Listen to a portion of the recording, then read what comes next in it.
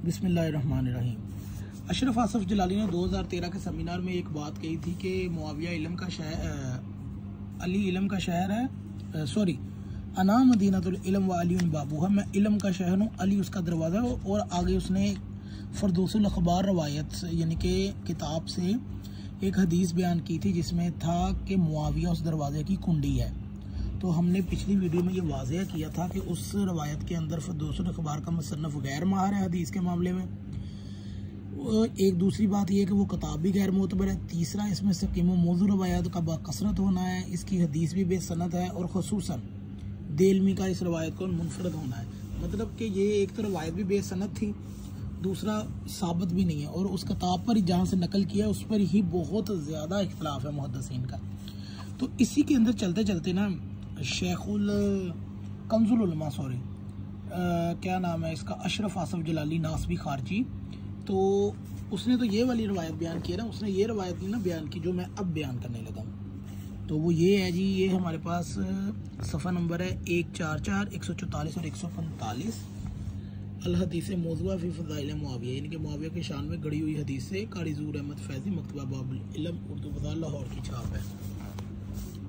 144 से पढ़ने लगे हैं कि सैयदना अली मुर्तज़ा की शान में वारद होने वाली हदीस में अना मदीनतुल इल्म व अली बाबूहा पर माजी बईद में वाइज़ीन ने कुछ हस्तियों के इसमें मुबारक का इजाफा किया और उस दौर के सामीन ने उनमें से उस वक़्त सनद का मुतालबा किया तो उस कज़्ज़ाब ख़तीब की जान छुड़ाना मुश्किल हो गई।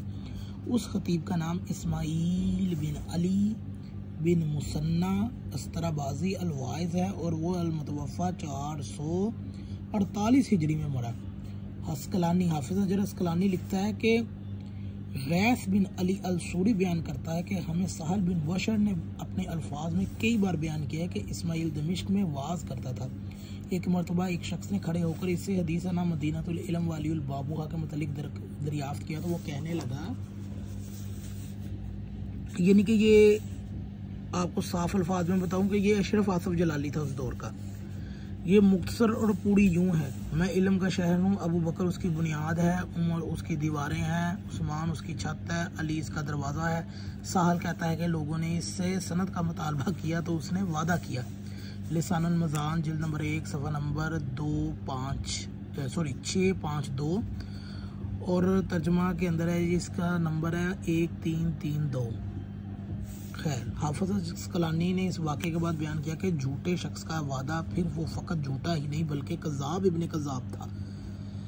इमाम इब्ने अस्माआनी लिखता है कि इसको झूठे का बेटा कहा गया है। और ये माशाल्लाह लक़ब आज के दौर के अशरफ आसफ जलाली और इलियास कादरी के लिए भी यही है कि वो भी इस कज़्ज़ाब से कम नहीं है। अब्दुल अजीज़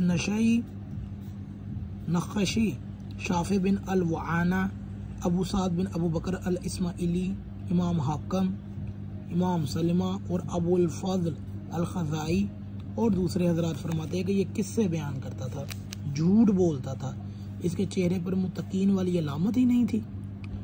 नक़शी फरमाते हैं कि मैं अबू नसर अबैदुल्लाह बिन साद सजज़ी के पास मक्कातुल मुकर्रमा में हाज़िर हुआ तो उससे मुतल्लिक़ पूछा तो उन्होंने फरमाया वो झूठा और झूठे का बेटा है, ना इससे हदीस ली जाती है और ना ही इसकी कोई इज्जत है।